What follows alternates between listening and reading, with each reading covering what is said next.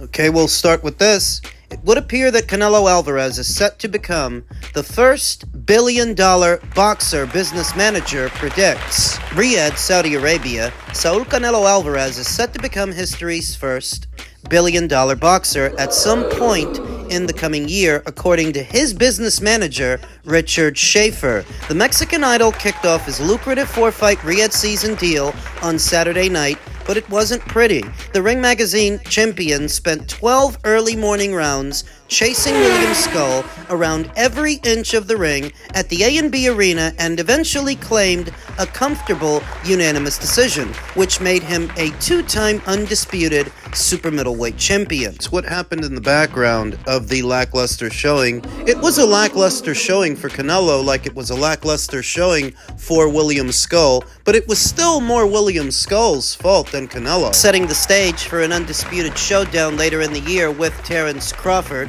September 12th super fight with Terence Crawford at Allegiant Stadium in Las Vegas, with both men brought together in center ring for a face-off to kick off the promotion for the biggest fight of the year. That showdown will cap a remarkable year for Canelo, who recently surpassed Cristiano Ronaldo to become the highest paid athlete on the planet during this year. It has been recently estimated by Forbes that he has earned just over $600 million during his professional boxing career, which turns 20 in October. Now, Schaefer has predicted that the 34-year-old is on the brink of reaching an astonishing boxing milestone. The former Golden Boy CEO told The Ring, "Canelo is, without any question, the smartest businessman in boxing I have ever met, and we are going to get him over that next hurdle. He's going to be the first fighter to break the billion-dollar net worth. I have zero questions about it. When? Probably next year." Schaefer's presence alongside Canelo in Riyadh had come as a surprise for some, given the former banker had been essentially absent from boxing for many years and considered himself happily retired from the business, but he explained how his relationship with the Mexican, which began 17 years ago, was recently rekindled. "I'm very fortunate," Schaefer said. "I started with him when he was 17 years old. I've known him since then, and now he's 34. Their days at Golden Boy Promotions. Both have since parted ways with Oscar De La Hoya and Golden Boy. A lot of time has passed, and a lot has happened since then. A lot of money has been made, and there's even more to make. We worked together during the Golden Boy days and always had an amazing relationship and friendship with him. And then he reached back out. We stayed in touch. We were friends. We called each other. We met each other. But I was sort of retired. I've done my thing in boxing and was happily retired. And then he called me and said, 'Look, it would be great to have you back. Come and help me with everything. He's my friend. So I'm happy to do that. I'm thrilled. Excited to be working with him, and with him handling all different aspects, fight negotiations, all these other businesses. Everything.'" For those not familiar with Dick Schaefer, he used to be one of the bigwigs at Golden Boy Promotions back when Canelo Alvarez was still over there. Al Heyman was over there. Now, how Al Heyman was able to funnel all of those fighters to what eventually became his PBC was with the help of Richard Schaefer, who some would describe as a snake, for seemingly double-crossing Oscar De La Hoya, Golden Boy Promotions. He spent a lot of time with Al Heyman at his PBC in the days of Showtime. He spent a good amount of time there and some time passed before he eventually broke away from them and was named the president of Probellum, the upstart promotional company that has now gone under. A promotional company that was rumored to be in connection with Cartel King Daniel Kinahan. That was never proven, but that was the story. The way Probellum came out of nowhere, signing almost any and every fighter that wasn't already with a major promotional outfit, forming all of these partnerships literally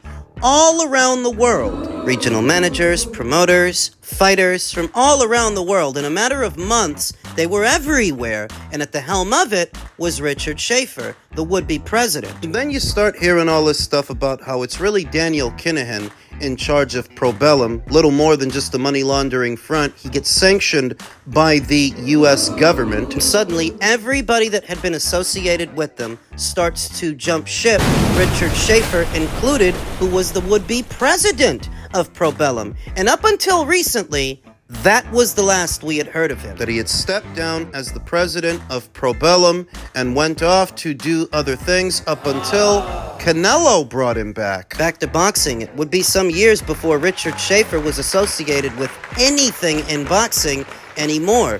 Up until recently, this recent development. Canelo better be careful around that guy, as he is on pace to become boxing's first billion-dollar boxer. And this is actually a conversation we've had on this channel once or twice during some live streams, that if Canelo keeps this up, in spite of not having a perfect record like Floyd, he may surpass him. That Canelo Alvarez is in many ways the businessman that Floyd Mayweather pretended to be. Part of it is branding, marketability. Canelo is now a more marketable fighter than Floyd Mayweather ever was, because Floyd's whole thing was being the bad guy. That was his gimmick, and a lot of the reason that so many people paid to see him was so that they could see him lose. He was not beloved. And he was not marketable. So even though he got to make a lot of money from his fights, he was never truly able to branch out all the way. Whereas Canelo's got businesses that ain't got a goddamn thing to do with boxing. Chain of gas stations south of the border in Mexico, a drink, I think it's an energy drink. Canelo is doing a lot of things, but it also helps that he's kicked off the first fight of what is a 4-fight deal with Saudi Arabian financier Turki El Sheikh.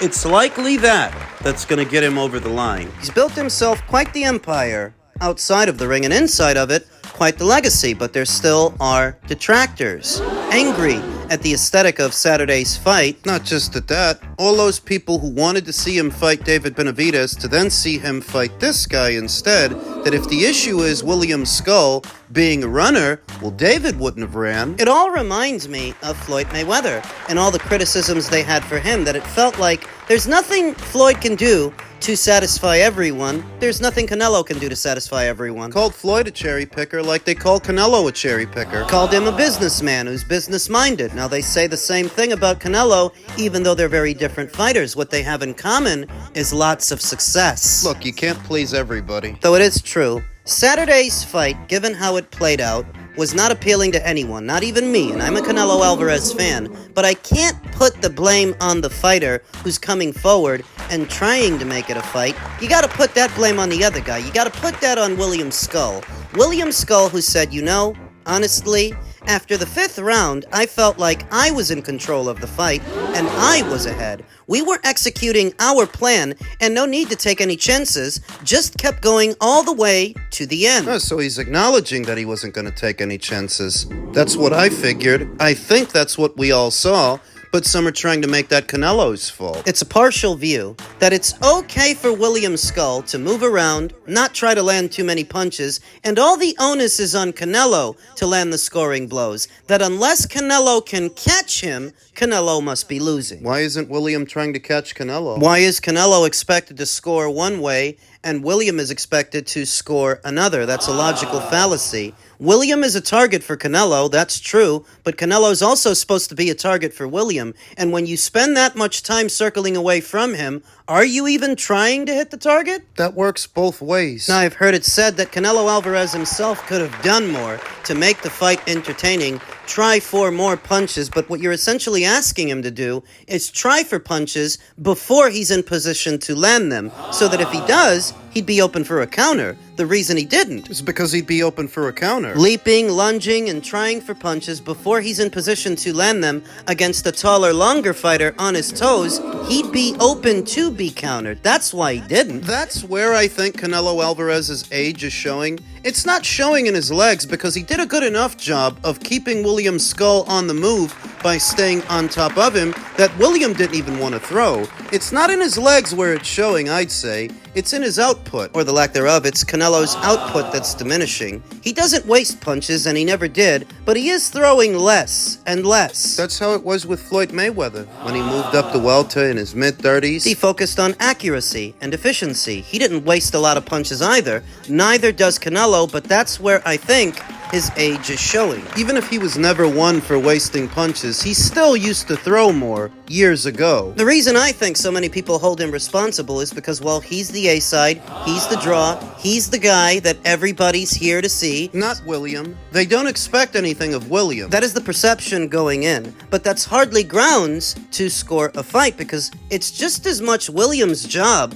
to hit the target as it is Canelo's. It's not one way. You're supposed to be trying to land some punches too, not just staying out of the way of them. All you're doing is fighting half a fight, and you basically admitted you didn't want to take any chances. Yeah, we can tell. It's a very thin line between giving up ground to set up a counter and retreating. There's too much movement for the sake of movement, and you're just running. I'm not proposing that these guys go out there like a couple of cavemen clubbing each other in the center of the ring. Movement has its place, but there has to be a balance of movement and output. You gotta throw some punches. You gotta land some punches. You have to try to. I see too many people treat it like the boxer doesn't have the same responsibility as the puncher to land punches. You have the same responsibility, and you're spending all that time on the move because you don't want to trade with Canelo. That makes him the ring general. You're not on the ropes for no reason. He's putting you there. You're not on the move for no reason. He's making you move. The only way you can alter that perception throughout the course of a fight is to land punches. That yes, you're moving, but you're also landing. Otherwise, you're just running. That's all I saw him do. Another student of the Cuban school of boxing that seems effective in the amateurs, but not so much in the pros. The outboxer. More specifically, the pure boxer. Hit and not get hit, completely defensively minded to the point they can be rendered gun-shy, to where they're not throwing anything. We saw it in Nicholson versus Brown. We just saw it in Canelo versus Scull. The illusion that because they're not getting hit, they're doing something right. Buddy, if you're not doing any hitting either, you're fighting half a fight centered around defense because you're terrified of engaging. And the sooner the sport of pro boxing stops rewarding this cockamamie style of boxing, the sooner the boxers will stop using it. Unless you want to lose. Their style don't belong on television. In men's heavyweight news, former unified two-time heavyweight champion Anthony Joshua finally breaks silence and announces when he will make his ring return. Anthony Joshua has confirmed that he will return to action at the end of this year, ending speculation on when his ring comeback may take place. Last September, Joshua tried to become world champion for a third time when he collided with Daniel Dubois at a sold-out Wembley Stadium. Joshua entered the contest a huge favorite, but his dreams were ultimately shattered as he was dropped 4 times before being counted out in the 5th session. I vaguely recall Eddie Hearn saying that Joshua might return to action over the summer months this year, but then recently we heard about a surgery he's supposed to be having. I think it's to his elbow. It was a bad loss to Daniel Dubois last year. Despite the loss, Joshua soon turned his attention to the undisputed heavyweight title rematch between Tyson Fury and Alexander Usyk last December, as a showdown between him and Fury appeared to be a real possibility.